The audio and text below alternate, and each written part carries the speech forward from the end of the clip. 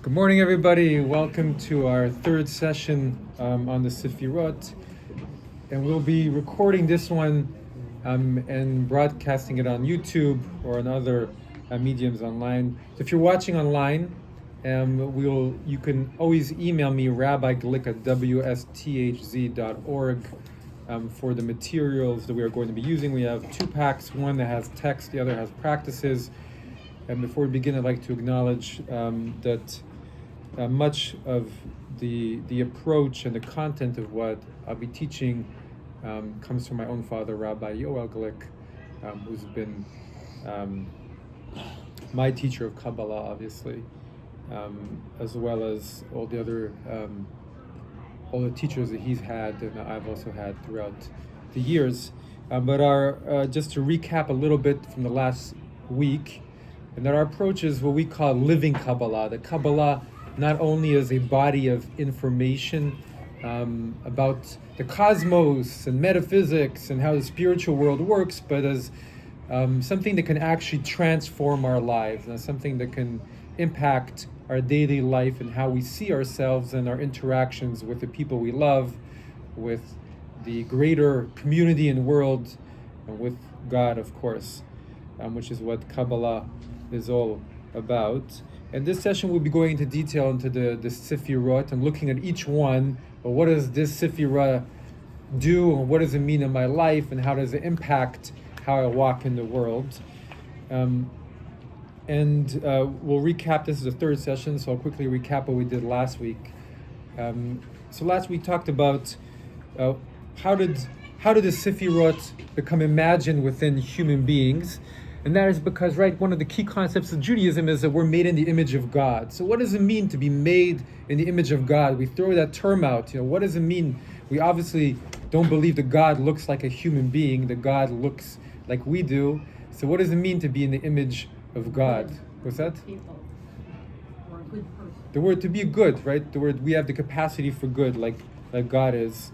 And the way that the Kabbalists saw that expressed is that just as God is made up on some level by these 10 qualities that we call the Sefirot, and that these 10 different divine forces together make God, and God is more than all of that, right? God is always infinitely more than we can imagine, but from our limited view as human beings, we see God made up of these 10 qualities.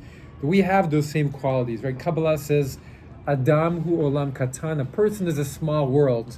So just as within us is the reflection of the entire cosmos. Within us, we each have a cosmos within us.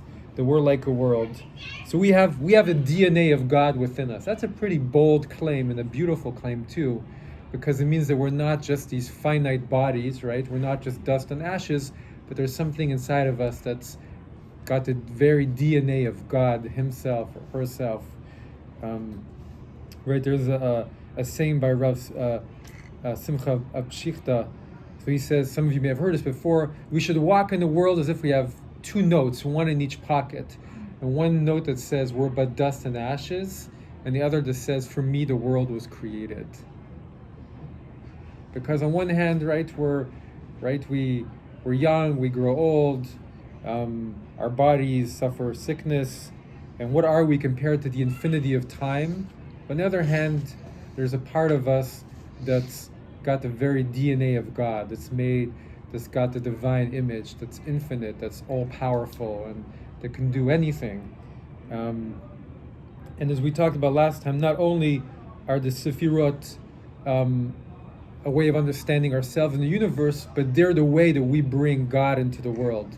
Because, right, the Kabbalists imagine, they're using imagery to help us understand, but as if there's pipelines between God and us that connect the Sefirot in the cosmos to our Sefirot, and that's how we bring holiness into the world. And that our body of Sefirot within us is the vehicle for the divine to come into the world. And even more than that, the Kabbalists on some level thought that for God to bring God's power into this world, that we're the best vehicles for that on some level. that God needs us to help bring in divine forces.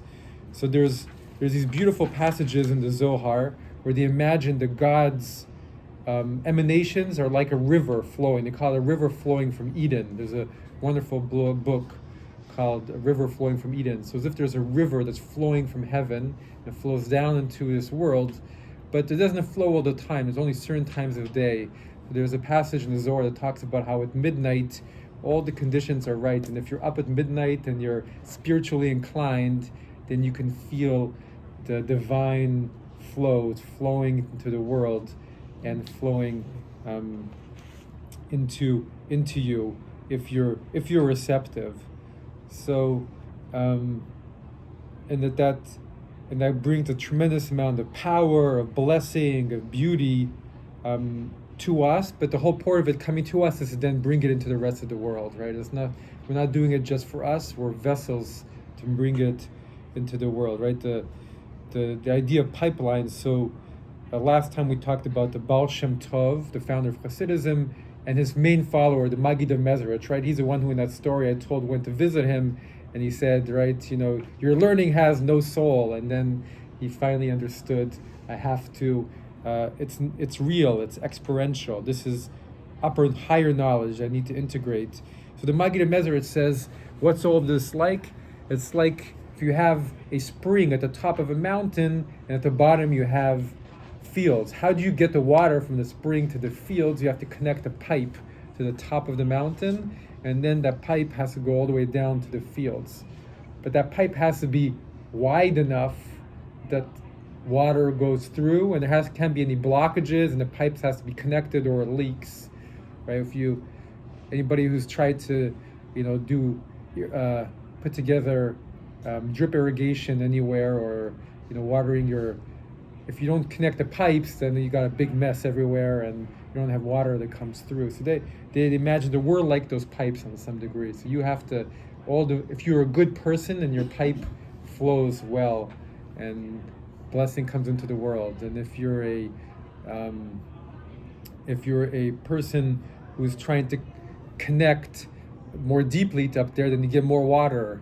But it's all about irrigating the field. It's all about bringing blessing to the people in your life and into the world around us.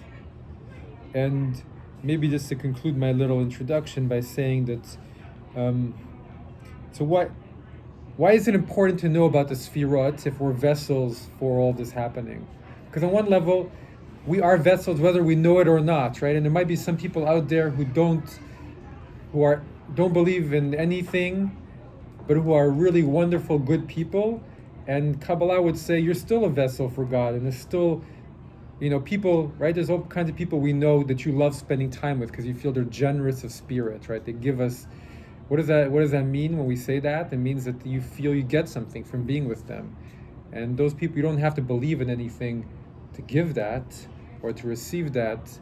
But Kabbalah believes that if you are aware of everything happening, you're a better instrument, you're a better vehicle, and that it's all about helping other people and being a vehicle for God's holiness, for the universe's holiness into the world.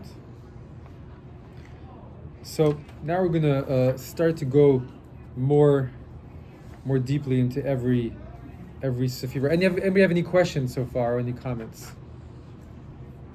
Okay, right. Thank you. So we are now going to begin to look at the Sefirot. So if you take your session 3 of Understanding the Sefirot in Depth, which is a text, if you look at the back page, this is a diagram of the Sefirot inside a human being. And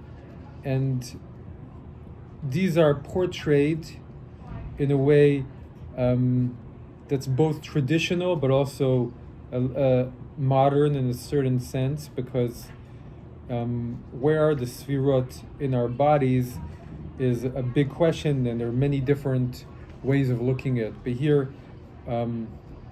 we combine them, some of the left and right Sefirot are on the left and right column into middle ones. Anyway, so as we go through it, I would keep this diagram, keep looking back at this diagram, because that will help you look. And we'll start at the very bottom, which is the Saphira of Malchut, of Kingship. So, I just want to first ask, how many of you have studied the Sefirot before? Okay. Briefly. Okay, wonderful. Read about Thank it you. before. So if there's anything that you'd like to ask or kind of bring in, let me know. And we'll be reading a text as well for a lot of the Sefirot. And again, why study in depth what the Sefirot do? Because it's like becoming more aware of what's happening in your spiritual life, right? It's becoming more aware of the what's coming when we encounter another human being. Becoming aware of the flow of blessing that's going between you, and becoming aware of what you're receiving from them, and becoming a better vehicle. All right. So let's begin with the Saphira of Malchut. And Malchut, at the very base of the Sephirotic chart, is most associated with the Shekhinah.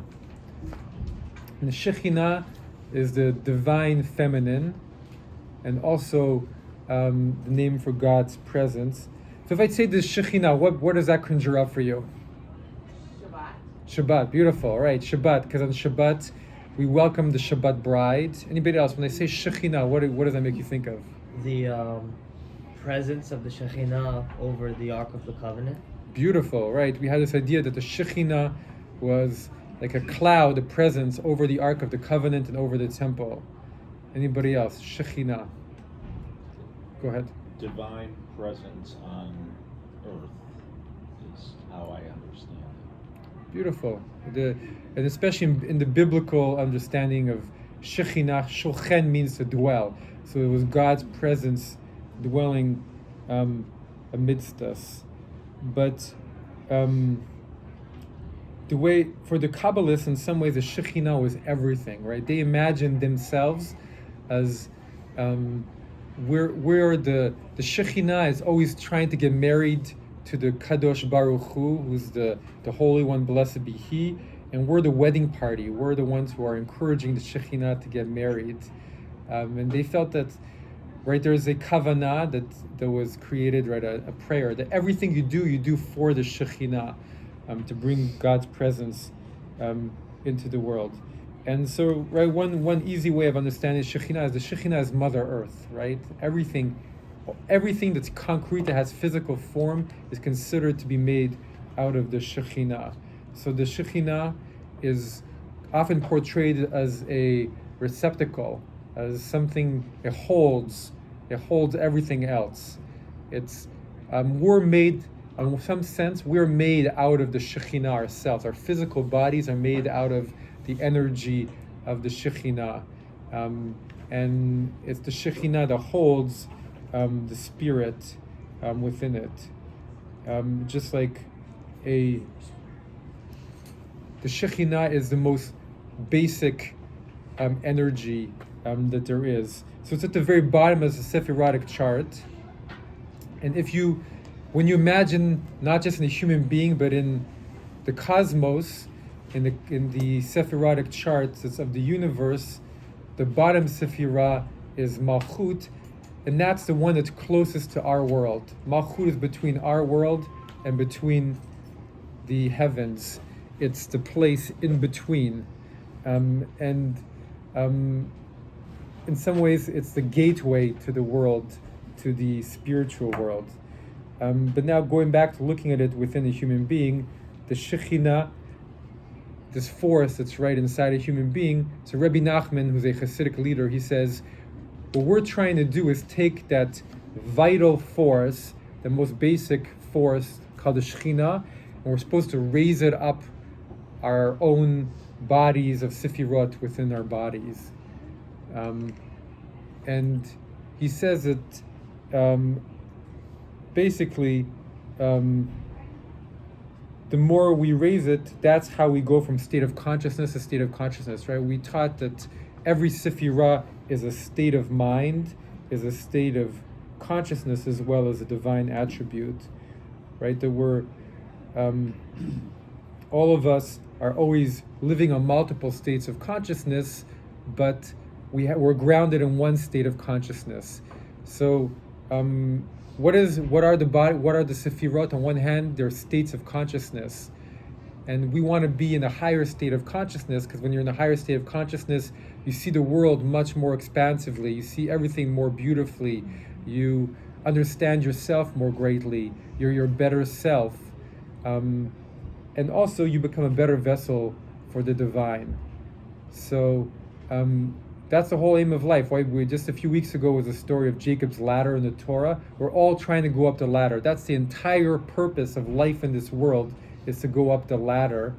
And what we're trying to do, according to Rabbi Nachman, is take that power of the Shekhinah, of God's presence, and lifting it up to a different Saphira within inside ourselves, which then grounds our state of mind there. So it sounds very conceptual and theoretical, but I think it's something that we all experience within our lives.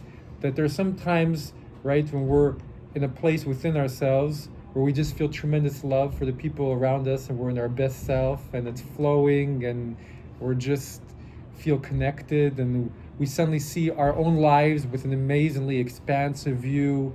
We see what we want to do with our future. And there are other times where we're in a lower state of mind and we can barely see in front of our noses, right?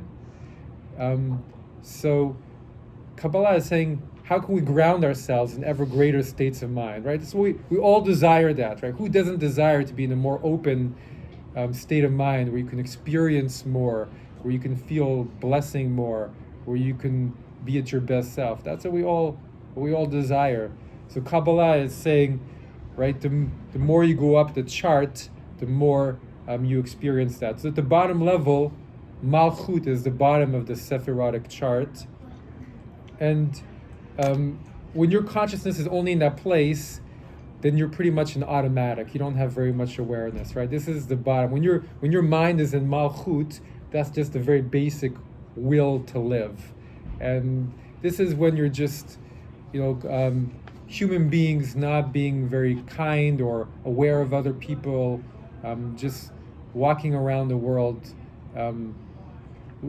guided by their instincts and their lower nature.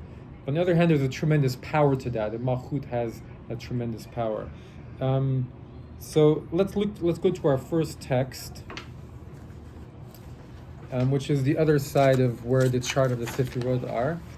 And who would like to read for me the first passage in the Zohar? Go ahead, Gabe. All right. Old man, the Shekhinah is called the land of the Holy One, blessed be He. And this is what is said, Isaiah 66:1. The earth is my footstool. From the side of mercy, the Shekhinah, is called water. And from the side of judgment, the Shekhinah, is called fire. And from the side of the middle column, the Shekhinah is called air. And she, by herself, is earth, the ground of all of them. She is the kingdom, for her dominion is over the land, and over the trees, and the seeds, growing things, and the mountains and the rocks. Zohar 243b. So, right, it's a... Norma, you looked like you were going to say something. No, I'm just thinking that, like, all my clients who do drugs, if they could find this, that's what they're looking for, to achieve this higher place. If they could find Kabbalah, they might get what they're looking for without hurting themselves.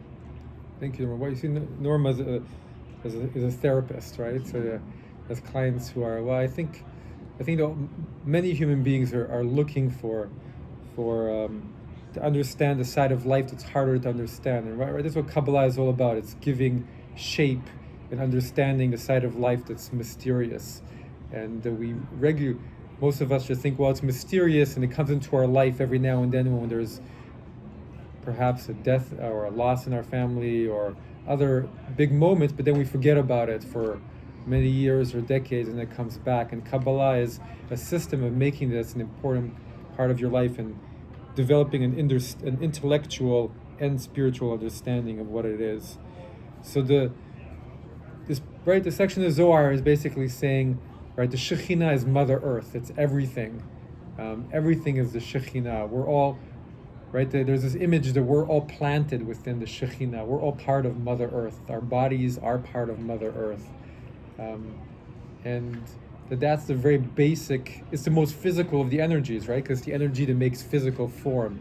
So that's the least, it's the most basic building block of reality, the Shekhinah. And it's also, it's the force within an atom. So it's incredibly powerful as well. All right, well, let's just, anybody have any questions on Malchut?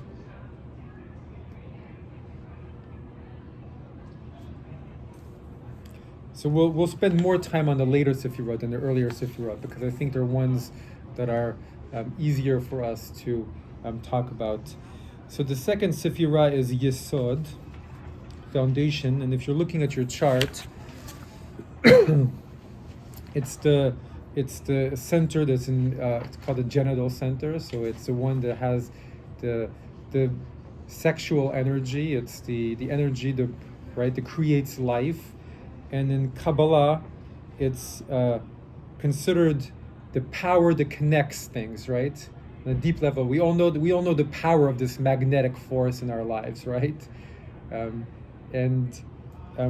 without that magnetic force, there'd be no life in this world. So, so the Baal Shem Tov, the founder of Hasidism, he calls it koach hahidkashrut. There's the power of connection and of order. And there's this energy that connects everything in this world and it binds it together. And it connects and orders all of reality.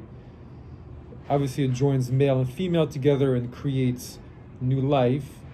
But it also binds ideas together. It binds, and it creates great vitality. It's what creates all the vitality in this world. So when Kabbalah imagines the Sefirot in the heavens, so it imagines the flows coming down, right, from the highest heaven, going down, and when it hits the Saphira, suddenly there's a great explosion of life and a blessing of energy coming out of this Saphira, because it's that this energy is so vital and so powerful. And in Kabbalah, it's associated with the Patriarch Joseph. So Joseph, right, who's he's the son of Jacob and the great grandson of Abraham. And why is Yesod associated with Joseph? So there's one moment in the story of Joseph, right? I don't know how many of you remember the story, right? So Joseph was sold as a slave by his brothers down into Egypt, and he's in the household of Potiphar, and he's the master servant.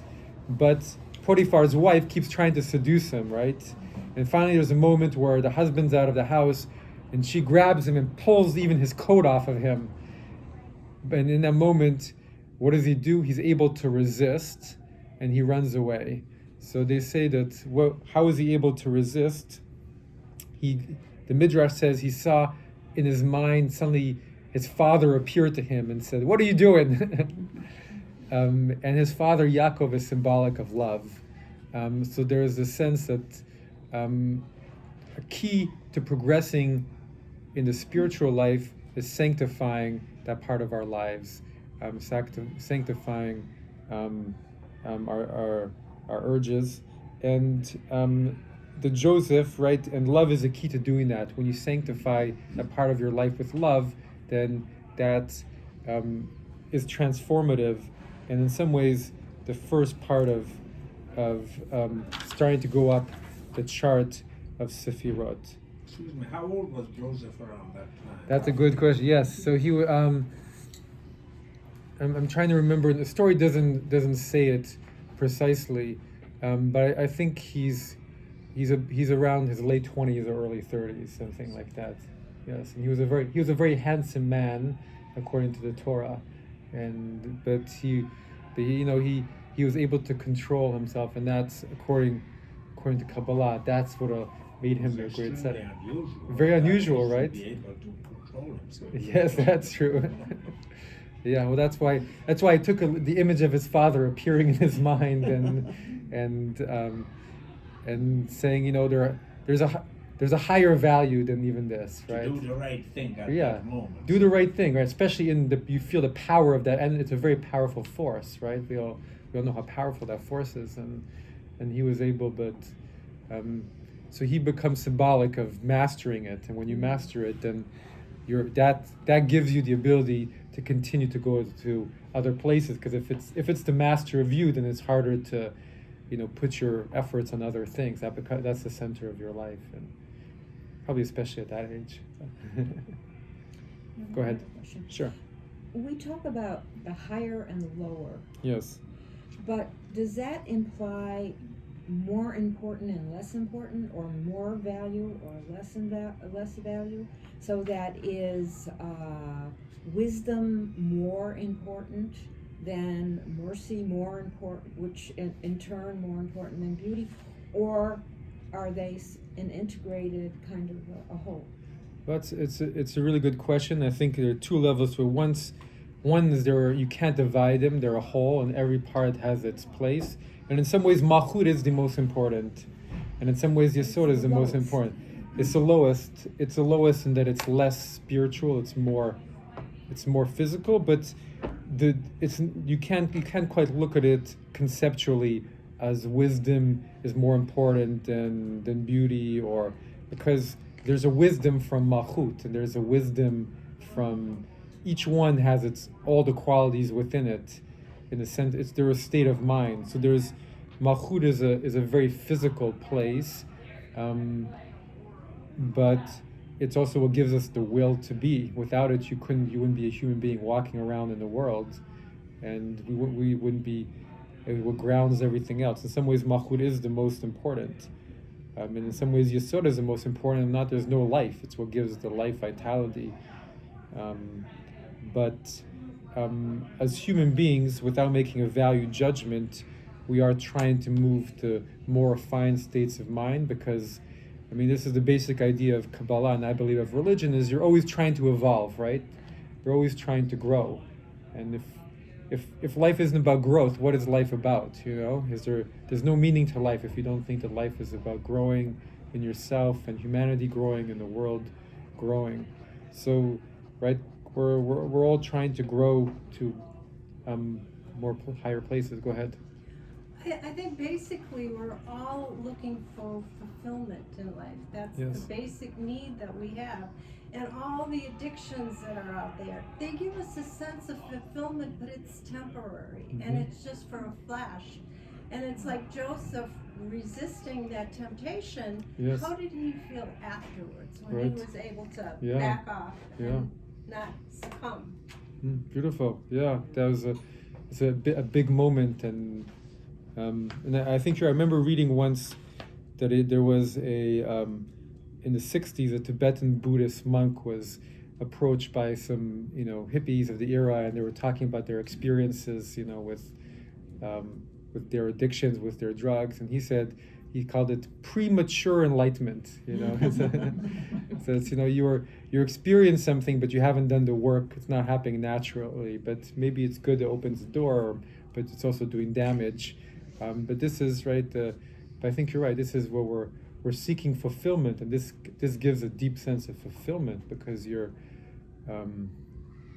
living from a better place.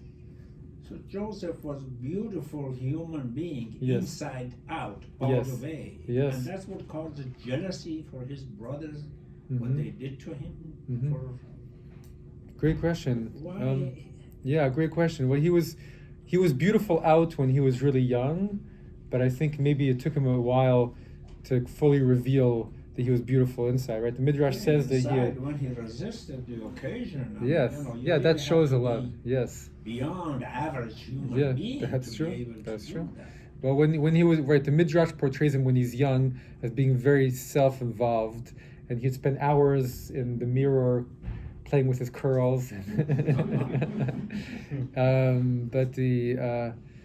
But I think he went through a lot of suffering through his life, because what the brothers did to him and selling him to slavery. And when people go through stuff like that, that often forces you to look at some stuff about yourself, you know, and to see your own brothers turn against you like that probably made him ask some questions, and eventually he ended up, wondering, what is my life truly about? And in this moment, it was you saw, he probably had some of it before, but he also had his beauty inside was covered up by other stuff. But here, there's something. You're right. Something incredible about him resisting that temptation, and him doing that is what leads him to then become one of the most powerful people in the world. Right, he becomes the minister to Pharaoh and saves all of Egypt from famine. And right, so I think there's a sense that when you're able to master yourself and when you're able to reveal that beauty inside of us, and I think to be made in the image of God means on some level we all have the potential to have that, right? We all have it. There's not a single human being that doesn't have that potential to have that beauty, but we're not always aware of it, and we allow our lives to be covered by other parts of ourselves. But to be in the image of God means that each one of us can be as beautiful as Joseph in that moment, and if we are, then what happens to Joseph afterwards? He rises from being a prisoner to being the second most powerful man in the world at the time, and not the power is what we want, but that he goes from being a selfish youth to being a carer for other people and a sustainer for other people, which is, that's a real example of evolution. If you can go from being self-involved to thinking about other people and making that the focus of your life, then that gives you a lot of fulfillment, right? Not ignoring one's own self needs too, but one of the beauties of having children, though I don't think it's the only way, is that when you have children, you see that you don't put yourself first anymore, and it's hard, but it's also beautiful to be able to live with other people on your mind. Susan. I just love that the concept of growth or strength through suffering. There's a Swedish symbol that means literally that, growth or strength through suffering. And I've had a lot of clients showed me it. I had a client get that symbol after she'd been through a terrible time, and she was determined she was going to grow and be stronger because of the suffering. Beautiful. My own personal sense of it is that it's very hard to change, right? So it's often not until you're taken to the very edge and something forces you to change that you actually do change.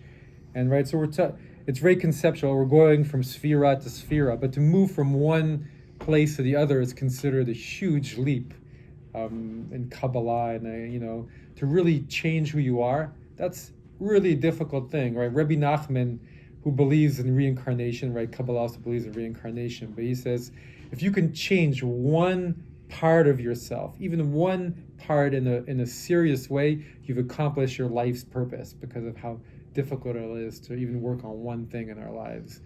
And it often takes, you keep having to look at it, just seeing it is so painful, right? We think about this at Passover, when you're cleaning every crumb, that it's symbolic for trying to clean those crumbs, and there's some places within ourselves we don't even want to look, and just to see it already is a big deal. And then to begin the work of change is even more difficult.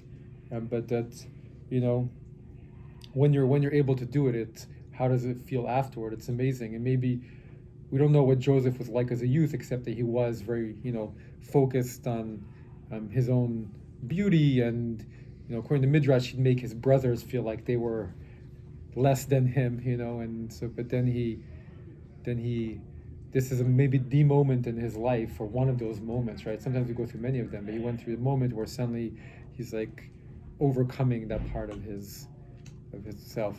There's a famous family therapist, Salvador Reduction, that believes that for a family to change, the only way to get them to change is to create a crisis. So he says you literally have to blow up the family first in order for there to be change.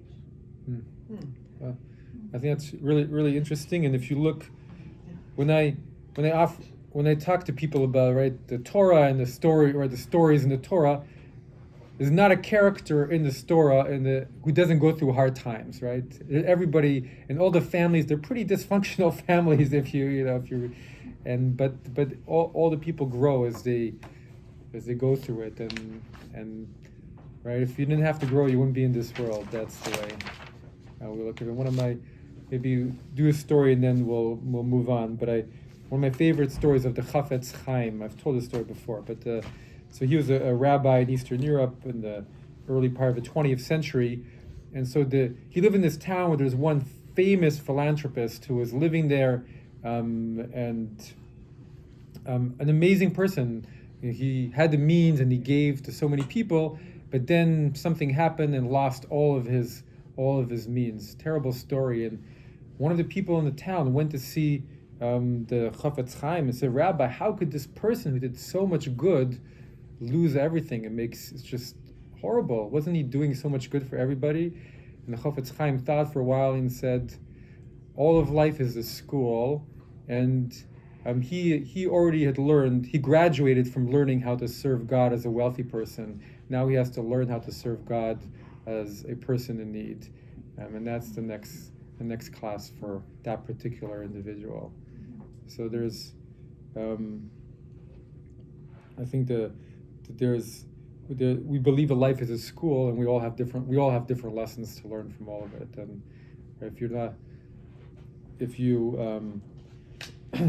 sometimes it takes a little bit of blowing up your life to really learn the deep lesson. We don't want it to get that way, but rarely are we able to learn the lesson when that doesn't happen.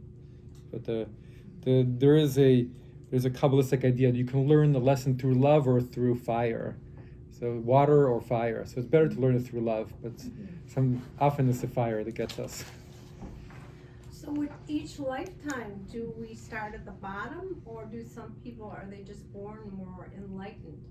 That's a wonderful question. Well, Kabbalah does believe that some people are born more enlightened than others. Some people have gone further in their journey in other lifetimes. But at the same time, what I love about it is that you could have somebody who's born, more enlightened, but in this lifetime they think, "Oh, I'm already doing really well, so I don't have to do any more work," and they don't do any more work. And you can have somebody else who's born less enlightened, but they say, "Oh, yeah, I really need to work," and they will forge ahead. And anybody has a capacity, because they're made in the image of God, to go all the way in any lifetime. I think if they really take the harsh path, the difficult path up the mountain. So Kabbalah believes that we're all at different stages in our Gilgulim, in our reincarnations, but we also have the ability to progress if we put all of our self, if we live a good life and we're open to spirit and we're good people, and it's never too late. Susan, they were okay, first. go ahead. Oh, does the amount of mitzvot that we fulfill have any effect on that? So the Kabbalists would say that yes, but they have to be mitzvot also done with kavanah. So it's about the intention, right? Because the intention, and especially the Hasidim will say to do a mitzvah without kavanah, intention, without like devotion in your heart or feeling, is like a body without a soul. So that's you want to, and this is my point of view, but I think it's better to do, the mitzvot that you do, however you're doing them, or the good deeds, or doing them with a lot of sincerity, than to try and tick things off a list. Though there's some benefit to doing. Also, the discipline has benefit. That's for sure too. Oh, okay. Susan. Oh, we have a cousin who is a therapist also, and to me, he's one of the most deeply spiritual, grounded, like, just amazing kind of people, meditates and everything. And he and his wife went through just the most horrific series of crises. And now he's writing a book, and he's going to call it From Oi to Joy. Wow, oh, that's nice. So it's like, to me, he's the most evolved person I know. And I think that going through all that has made him like dig deeper inside and produce something, not just for his clients, but for everyone, right? Yeah. Finishes his book. Yeah, well, I think it does, and it's interesting that when some people will go through that kind of hardship in a way that everybody else can see, and it's like a big part of their life, and other people go through that and nobody can tell. It's internal, and sometimes the friction of life comes to us. The friction of life comes to us all in different ways, in different fashions, different periods in our life. So it's interesting. For some people, you can tell they're going through a hard time, and other people, who knows? Not everybody can see, but they're steadily growing. Pushing ahead with every footstep. And there's Norma. Isn't it hard to remain like, okay, so let's say you achieve a higher level. It's kind of hard to always stay there to then keep going to the next one, because I see a lot of people slipping back. Well, in the way Kabbalah would view it is, I think, if you really do go up to another Saphira, which is very, very rare. It's easy for us to talk about it, but usually we're all working within the same Saphira and minor levels. But to really go up a Saphira, once you've gone up there, it's very hard to fall down. You'd have to do something very, very not good that would draw you down to a lower state of mind. But it does happen, and nobody's. If you get drawn into doing something that's very unethical or immoral, or that could impact that. And one of the reasons, and let's get back to it, Sefirot, is I think it's useful to think about these, is not so I can think, well, where am I on this chart? Am I here or here or here? But to get a feeling for the qualities that are part of the chart and how we can try and make use of them in our own spiritual lives and religious lives to try to aspire higher. So let's. I'm going to read quickly our second text. Anybody would like to read for us? So this is from a Kabbalistic text called Share Ora, by Gikatilia. Anyway, he's a Spanish Kabbalist. Somebody like to read for us? Sure. Maybe Peter. Okay, yeah. Excuse me. Genesis 17:13 states, "And my covenant shall be in your flesh for an everlasting covenant, and my covenant shall be in your flesh. This is the covenant of the flesh, circumcision, for an everlasting covenant. This is a covenant of the tongue, which is the secret of the Torah, which is drawn from the Binyah, understanding, in the secret of counting 50 days, the 50 years of Yovel or Jubilee. If Israel has not accepted the covenant of the flesh, then they would not have merited to receive the Torah, which is the covenant of the tongue. And know that the name El Hai, the Saphira of Yesod, which is called the covenant, is the gateway to enter into the attribute of the Tiferet or beauty, which is the secret of the written Torah that emulates from the Binyah or understanding." Thank you. So it's complicated, right? All Kabbalistic texts tend to be complicated because Kabbalists were very learned people who saw everything through overly complicated rabbinic lens. But what is it saying? What's the covenant in the flesh? It's circumcision. So they're saying that, right, what we're talking about, that the control to temptation, that's the gateway to Torah, right? It's saying that if you want to get the covenant of the tongue, which is the Torah, you first have to go through the covenant of the flesh. And know that the name of El Chai, the God of life, which is the Yesod, is a gateway to enter into the attribute of Tiferet or beauty. So if you want to go higher in the chart, if you want to go up in consciousness, you have to go through that step of being somewhat master of your temptations. Go ahead, Mike. I was thinking about the tongue of Lashon Hara. Yeah. And then whether it's talking about the counting of 50 days of the counting of the Omer. Yes. And the 50 years of moving from slavery to freedom. Yeah. Well, and Kabbalah plays with all these numbers, and they're the different gates of understanding. I think you're right. The 50, right? This is a significant amount of time, right? This is a time where in the Omer you work on all your attributes and you perfect each attribute, and that allows you to go up, to a higher level. Is that one of the things that's supposed to happen around Shavuot? Well, the Omer is an opportunity, right, to leave a place of Egypt and to attain a promised land. So it's an opportunity to go up in your spiritual state. It's kind of like, all the different parts of the Jewish calendar, or I think of any religious calendar, are there to help us on some level in our spiritual journey, so right? Is there a greater understanding? Each day has a meaning? Yeah, I don't know if in Kabbalah, each day of the Omer has, so there are 49 days, right? And there's seven Sefirot, so 7 times 7. And so each one, so you have Malchut, the first you're working the Saphira of Malchut, and Malchut Shebe Yesod, or Malchut Shebe Hod. So you're working through all of the different Sefirot, and that each one is a quality or an energy you're working within yourself to then perfect. That's what it's meant to be. It becomes all kinds of other things. Right. It's hard sometimes to make the line between psychological and between spiritual and energetic, but it's all working in the same place. So did that answer your question? Yeah. Good. So let's go to the next Saphira, Netzachod. And Netzachod, right? Eternity, splendor.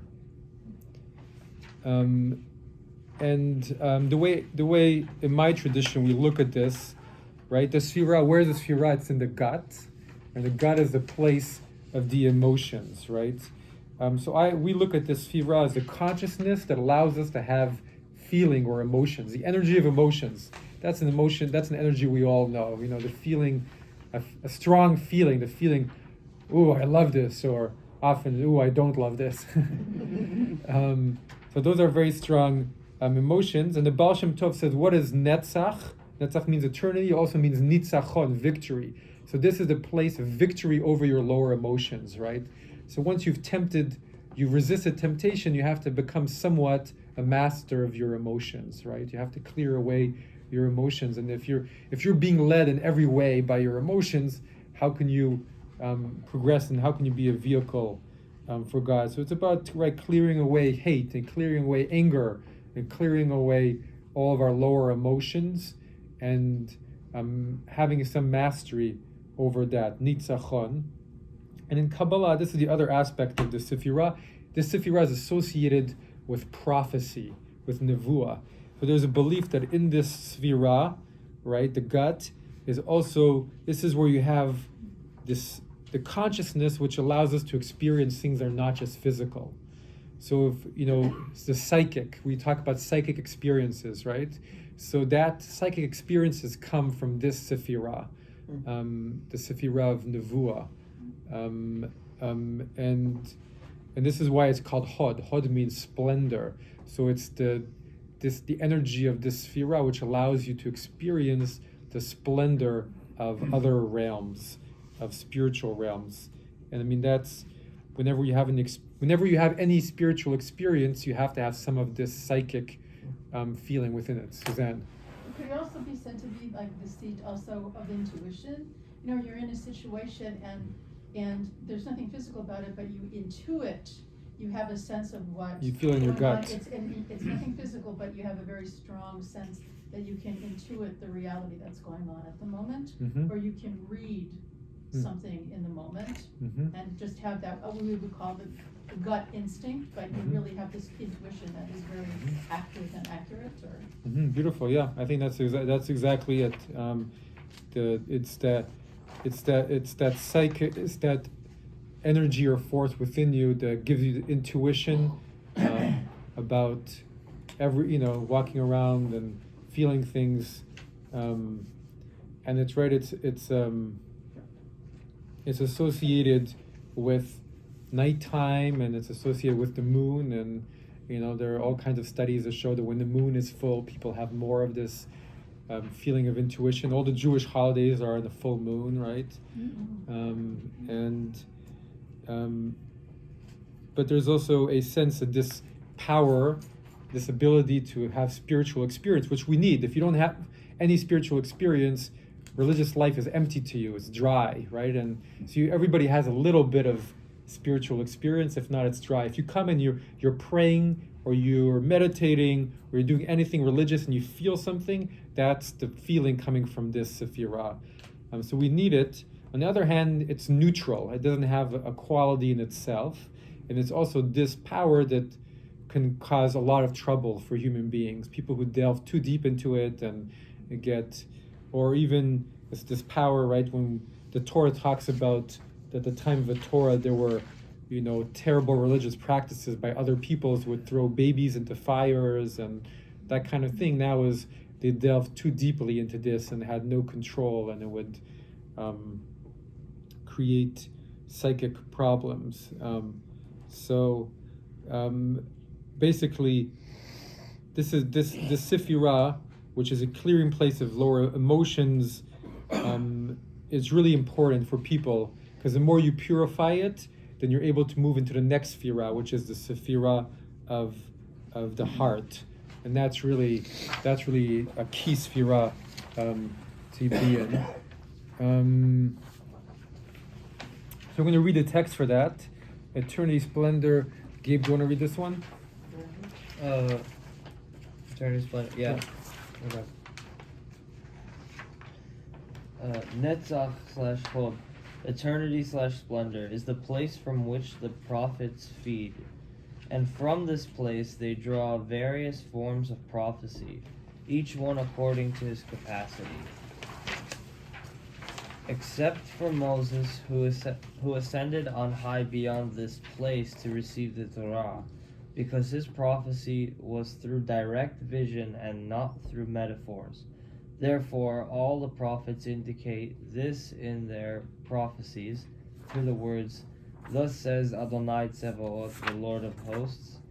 But in the prophecies of Moses, may he rest in peace, he does not mention Adonai Tzevaot, because this prophecy ascended beyond this place. Beautiful. Sharei Orah, Sha'ar Gemel Daled. Thank you. No problem. So there is a sense that there's a higher prophecy, right? That this prophecy, the prophecy of this place, of this Saphira, that's your intuition, that's your gut, but it's not as clear as having true prophecy. And really the highest prophecy is from a much higher Saphira. And that this Saphira, your intuition is very powerful, but can also lead you astray, especially if your emotions come in and they're not purified. It's not always leading you correctly. And so here, this is the text way of saying, well, Moses' prophecy was much clearer than just intuition. It was really something beyond that.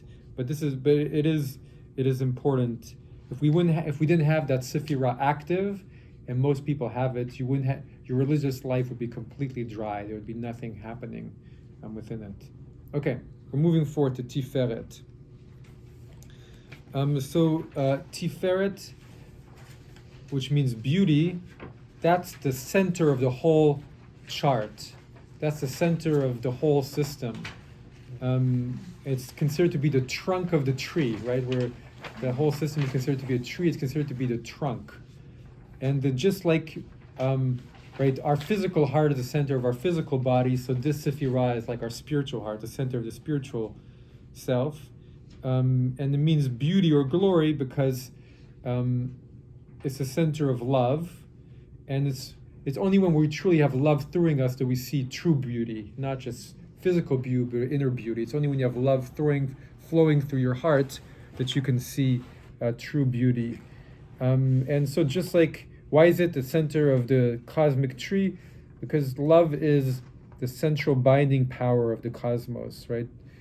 And I gave this analogy in an earlier class, but right, love is knowing that you're one with another person. So I gave a story when I was coming back, when my family was coming back, my daughter and son and my wife were coming back from visiting my in-laws, and I met them at the airport, and my daughter saw me and said, Abba, Abba, Abba, Abba, just ran towards me and gave me the biggest hug. And I thought, now I know we're one, that there's, love makes you feel like you're the same as the other person, right? That's the power of love. And love is so powerful, right? And this, it's magnetic, but it just draws people, right? When you're flowing with love, everything's drawn to you, and you're drawn to everything else. What is it that makes that love? What is so it? What is it? So it's I can't. Yes. I like to really feel and see what yes. is that makes that love. Like magnet. Yes. Different type of magnet. So I think so. In Kabbalah would say that's a force that's inside of you, and when you activate it, the more you activate it, the more it flows through you, and the more it becomes alive. It's we talk about opening a person's heart, right? So when your heart is open, people are drawn to you, and I think it's a wonderful thing to feel that love, and most, I think at least, most humanity as a whole is probably in a place just below, in a place of emotions, and our goal is to get to a place where we're living from a place of love, and how transformative that would be for the world, right? So how we start our prayers in the morning of Minyan, we say, right, that you shall love your neighbor as yourself, right? It's a beautiful statement. It's a beautiful statement, because how else to start our prayers by saying, love another person the way you have a love for yourself, and that's. I think I have thought of that statement about 100 times. It's not exaggeration. What? What a word would be if everybody practices that. Yeah, and it's practice, but it's also a state of mind, isn't it? It's like a state of mind where you're open. Believe in it. You believe in it. You see that other people are like you, right? The Baal Shem Tov says we're all like limbs in the same body, and if you really believe that, and you see another person not as a separate thing that you have to, fight against and compete against, but that we're all part of it, and even when you disagree on some level, you're still part of. I mean, that's an incredible way, Carol. Well, there again, it's the pipeline. You give it out, it comes back. Yeah. It keeps going. Right. The more you give out, the more it comes back too, right? And the more you create it, and it's right. It's a good investment. Yeah, it's a good investment. Exactly.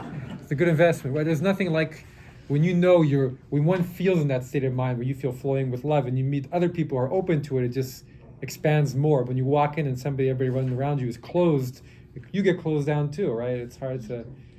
But a story I've said before, right? The Hasidic Rebbe, two Hasidic Rebbes are traveling to Warsaw, and so one Hasidic Rebbe is inside the carriage, and the other opens the carriage to get in, but he says there's not enough room for both of us to be in this carriage at the same time. The Hasidic Rebbe says, well, let us love each other more, and there'll be more room. So right, when you have love, it gives you an expansive feeling, right? When you feel love, and you don't mind being close to another person you love, but the person you don't love, you're like, keep them away from me,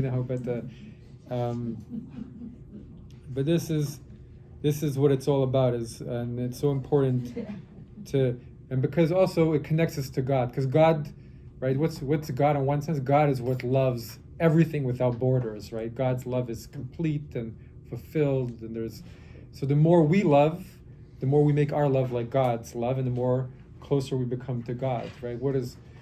God only desires us to love more and more and more. So the more we love, the more we're fulfilling what.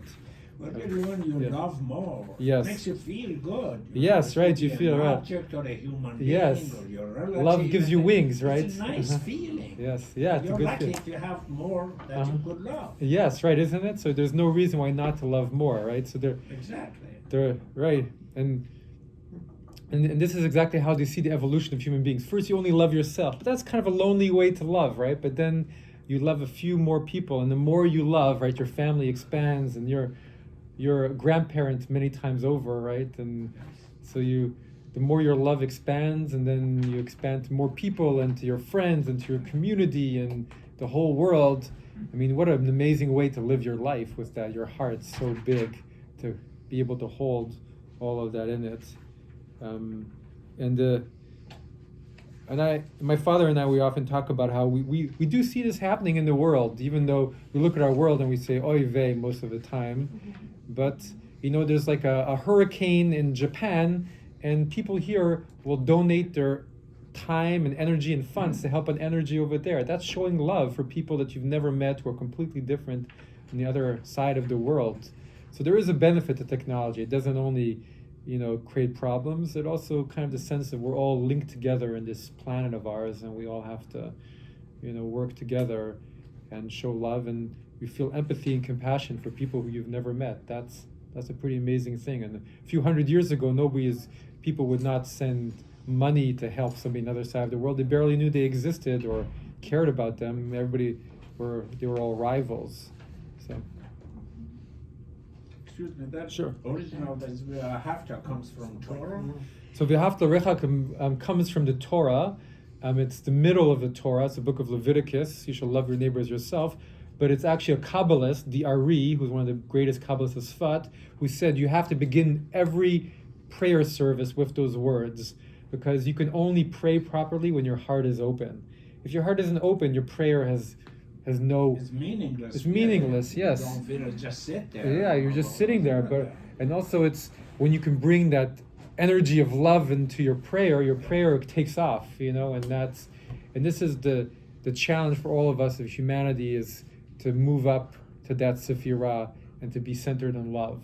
And if you're centered in love, this is the first Saphira that's considered to be truly human. Some people don't like this, but there's a sense that the lower Sefirot are present also in all animals, but this Saphira is only beginning to be present in animals. So this is the beginning of the human Saphira. And that's, animals do show love, but it's not, they're more governed by instincts and feelings, really, or even less feelings, some of them. But to be able love, I know a lot of animal lovers say that's not true. But there's a sense that this is a very, but often animals have that love when they're in association with human beings also. So there's a sense that love is what helps us transcend our lower nature, right? That's what helps you, just instead of thinking about your selfish needs, thinking about other people through love. That's a big deal. Okay. Go ahead, Carol. Just speaking of animals, we Yes. had two cats. Uh-huh. One was a good cat and one was a bad cat. And so the bad cat would always be biting at the good cat, and Uh-huh. the good cat would lick him and just cuddle up to him.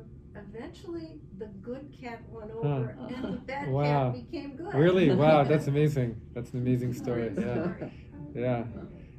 Right. By keep being who you are, right? Instead of descending to being bad like the other cats, I'm going to keep being good, and that's more powerful. I love that story.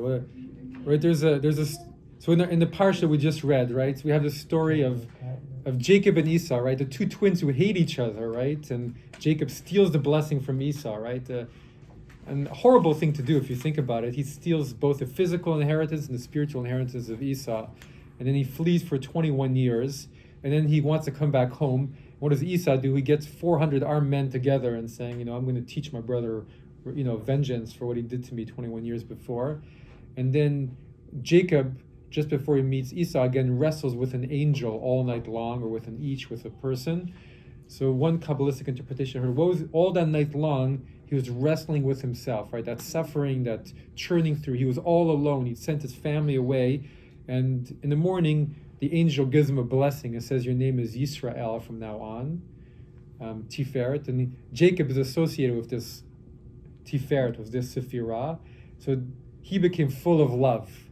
He was radiating love, Jacob, because he descended to a new place.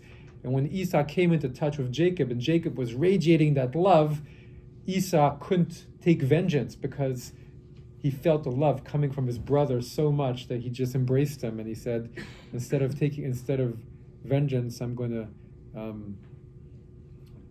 to make up. And that's the power. We know when that love is flowing, it's irresistible, right? And he was bent on revenge, but like the cat, he was, even Esau was made good by the power of Jacob's love flowing through him, and from that experience. So let's move forward. We're going to the the next Saphira, which is Chesed Gevura, mercy and power. And we'll see in the chart, this one is, we put it in the throat area. Some people also put it in the arms, but we put it in the throat for various reasons. But one is Gevura means power, right? This is power. And like Mike said earlier, what's the biggest power in Judaism? It's words, right? Words created the world, right? Words, according to Kabbalah, is what makes us human. We're called the medaber, the speakers. And words are incredibly powerful, right? With a word, you create a reality. With words, right? Words, you can take hundreds of thousands of people and drive them to do very good or to do very bad, right? That's the power. Very powerful, right? People's words are amazingly powerful. And why is it also considered to be chesed, which is mercy or loving kindness? Because the higher Saphira is wisdom, understanding, and the lower Saphira is love. And what happens when you mix love and wisdom, you get mercy, which is love, but with a certain intelligence to it. So it's like, right, if somebody steals something and they steal just for greed, you judge them for stealing. But then if you have somebody who steals because they need to feed their child, that's a different kind of reality. And just pure judgment would say, well, I'll judge them both the same because they both did the same deed. But mercy is kind of using wisdom and heart to see the world with those kinds of lens. So all the Sefirot have colors to them, and so in my rabbinical school, two of my teachers, the dean of the school and one of the teachers, had a disagreement. What's the color of this Sefirah?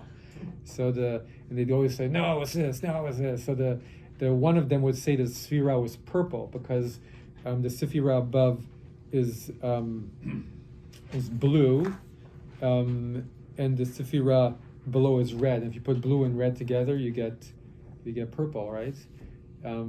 Others would say that it's a different color, but it's also associated, because it's a Saphira of loving kindness, of mercy, right?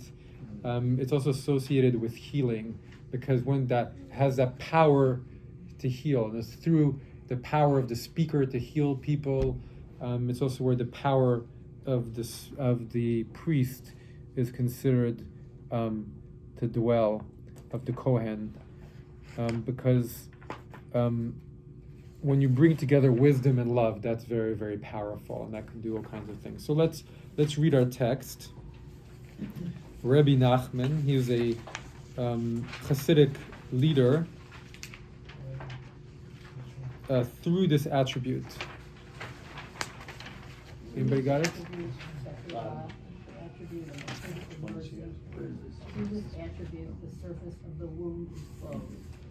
As in the biblical phrase in Leviticus 13:31, and the priest shall close up the womb.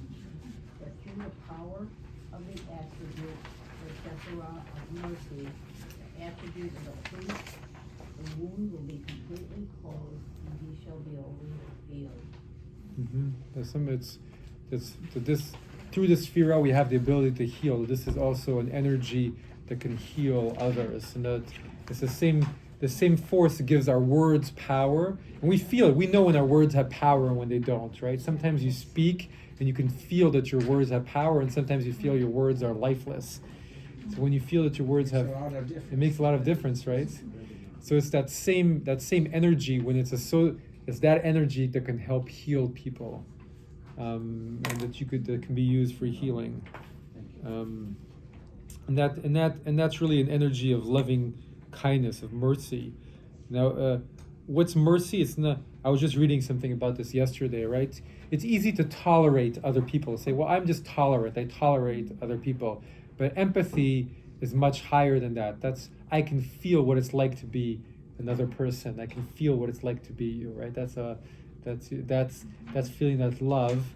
But love by itself is also boundless. You can love, I wouldn't say you can love too much, but there's some situations where you have to put boundaries to your love, and that's bringing wisdom to your love, and that's chesed. Because, right, there's always this, in Kabbalah we talk a lot about that we need to balance bringing boundaries and love. If you just have completely open love, right, your kids will just be wild, right? You know, if you just don't give them boundaries. But if you give them boundaries and love, then they've got everything they need to succeed. If you give them just boundaries, then they'll shrivel up and die because there's no love, you know. But if you give them love and boundaries, so this is kind of that balance. And when they are balanced, that's when it's considered to you have within ourselves. That's a very high place, Susan. But also, love and self-care. You have to, distinguish between those two. Just sending out, love can be dangerous to you if the person that you're loving is abusive. Yeah, sure. Or it's not in your best interest, right? Mm-hmm. Yeah. Well, there's. Do you want to answer that or? No. Oh, I was going to say that the love can be, but I would say that the love from the Saphira of Tiferet, that love, I don't believe that love could be the abusive kind of love. That the abusive kind of love is a love that's coming from a lower Saphira. There's the kind of love. So I don't mean that love is abusive. I mean that you're loving someone. Oh, I see what you're saying. And what's coming back to you. Yes, that's true. Not Yeah. in your best Sorry, no, interest. you're totally You have right. to shut off the love. Yeah, if there's a certain time if you're loving somebody who's not loving you back, at a certain point you gotta, use your seichel a little bit and say, this is, but it's very hard, right? Okay, go ahead. so can I give an example? Sure. Mm-hmm. Okay, so I just had this fight with my sister yesterday. So my dad had a caregiver, and we believe he may have stolen an enormous amount of money. And my sister, we're giving out, we want to give them money from the state, to honor the caregivers that he had. And my sister is into Kabbalah, and she feels strongly that we should give this caregiver money also. And yes. She feels like, we give abundance, we give with a whole heart, we give love, and that's his thing, how he handles that. And for Beautiful. me, it's like, no, that's my whole story, is giving love to people that don't deserve it. Like, I need to not do that anymore. Right. I need to have learned from that and let him sit with that he, his all these other people are going to get it and he's not. So that's that struggle, right, of giving love, and when is it smart to give love, and when is it self-care to give love, and when isn't it? I think it's a good point, and that kind of what the Saphira is also saying, that there's there are times where when your heart is flowing with love and you just want to give love, but also when you're in relationship with people, not everything, I always like to tell people, not everything is always happening at the spiritual level. We also live in a concrete level, and there's things that happen on the emotional level, on the concrete level, and you have to work on all of those. Because if you're only living in a spiritual level, then where does your livelihood come from? You gotta pay the bills, and you've gotta deal with people who are not in the spiritual estate. So you've gotta also we've gotta bring some thought and some groundedness to all of it. So when I think a meditation that I don't know if we'll have time to do this time, but I included in the pack if you want to do it. It's about how to bring the energy of the Sefirot into your life more. And it's a new meditation I haven't done before, but it says don't do it for more than 30 minutes because people should stay grounded, and you have to integrate kind of all the work. It's a level of integration, of going slowly, and because if you have any questions, please ask me, because suddenly you're like, wow, I'm feeling all this love. You just walk into the world like that, you're not protected, then people will take advantage of you, or you'll get hurt, and you don't have barriers. On the other hand, there is also something very beautiful at times to show that kind of love. I think there are times where you could show that kind of love, and there are times where your heart is open, and there's some people who will say, no matter what anybody does to me, I'm going to show that kind of open heart and flood the world with love. And that's a path too. It's not an easy path, but I think it's also a path. Carol, you're going to... Well, I was just going to say, my husband as a physician, before he would do surgery, he could almost predict the outcome of a patient by the support, the family that was there You know, Wow. waiting to see, in comparison to the patient that after surgery there was no one in the waiting room, and they just wouldn't do nearly as well. Wow. In the birth experience itself, you mean? Really was Surgery. In the surgery itself. Oh, okay. You know, Yeah. hysterectomy or some Oh, other kind okay. of surgery. Yeah, that's surgery. perfect.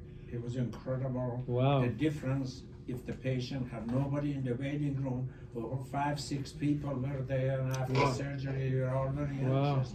You That's could incredible. Wow. predict that how recovery is going to be on that patient, the love Wow. and feeling that would feel from the family. That's amazing. Yeah. Very powerful.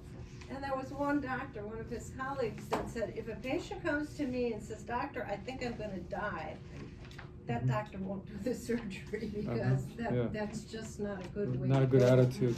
But it's amazing how powerful the mind is, right? And how powerful we are to help ourselves. And when you feel loved, and I remember I knew someone who had cancer, and she was doing all the treatments, but also the person said, just try and be happy. Try and that will, to have the attitude also helps with everything. So. That's an amazing Really, thing to that have. state of mind has a lot to do with the immunity and the defense of your body, that you could fight things, and especially post-op. It's very essential. Beautiful. Thanks so much. All right, let's move forward. Chochma Bina.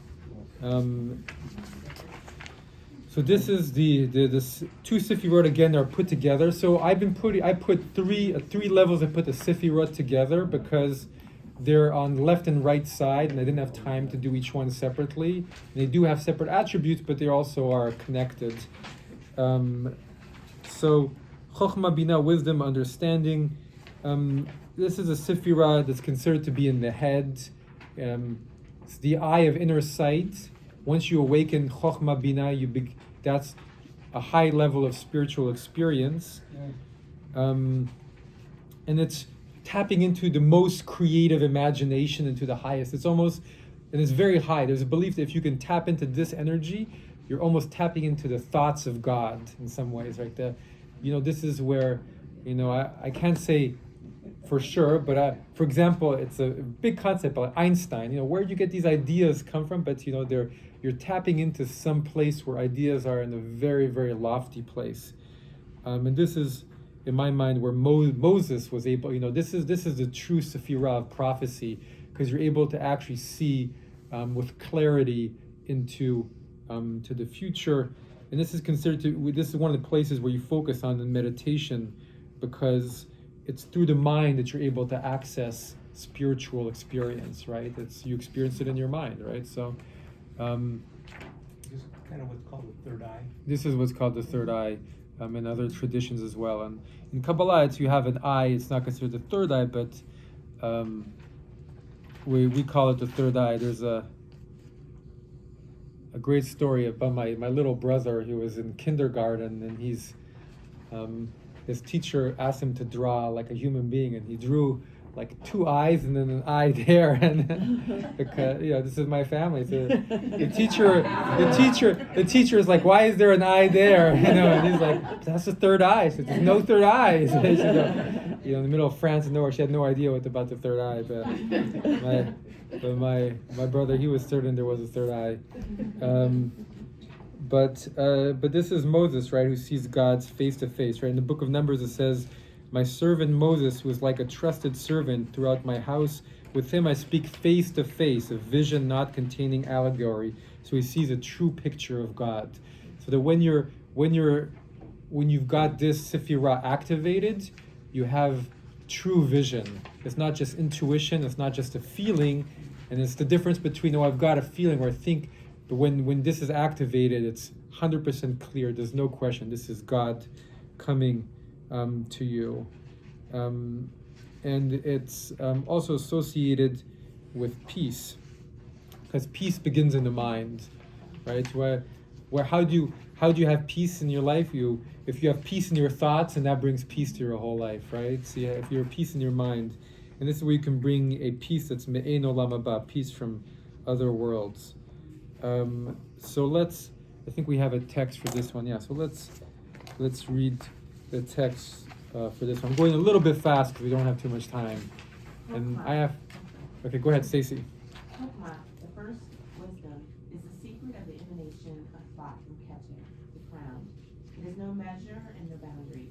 And in the Saphira, understanding, we enter to attain this higher wisdom, and know that this Saphira of Chokmah, or wisdom, is never separated from the Saphira of Binah, or understanding, because the two of them are bound to the Saphira of Keter, which is the world of compassion, the place where there is no sadness, no anger, no separation, but rather splendor, majesty, strength, and joy. So this Sefirah is connected to Keter, which is the highest. So it's connected to God. Once you hit here, you're already. That's why it's saying it's like almost looking into the mind of God, because you're touching such a high place. And in traditional Kabbalah, Chokhmah Bina, regular human beings can't even access. This is beyond us. But I don't believe that's the case today. So we're going to go forward. We're going to go to Keter, which is a chop. Keter literally means crown. So that's the Sefirot at the top of the chart. And in the chart that I gave you, you can see there it's right above the head. It's considered to be the top of the head. It's the crown of the head.